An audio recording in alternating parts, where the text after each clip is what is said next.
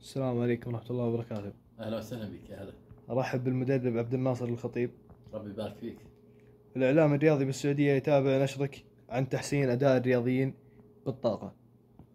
أنا يشرفني أنهم يتابعوني حقيقة. أكو من يتابعني بالعراق كذلك، وبعض الدول، دول شمال أفريقيا كذلك. أهلا وسهلا بكم. هل عندك رغبة بدعم نادي الهلال في مباراة أمام النادي أوراوا الياباني؟ الحقيقة الدعم بالطاقات للفريق الرياضي يعني يتطلب 3 أنواع من الدعم بالطاقة. واحد من عندهم أنه أنا أكون لازم أدعمه في أثناء الوحدات التدريبية قبل المباراة.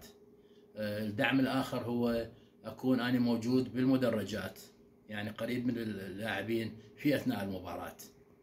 والدعم اللي أنا ممكن أحققه، طبعا أنا لا حاضر الوحدات التدريبية مال الفريق الهلال السعودي، ولا موجود أيضا بالملعب اللي راح تصير المباراة مالته باليابان. فالدعم مالي بهالحالة راح يكون عن بعد، فهذا راح يكون هو يعني أضعف الإيمان.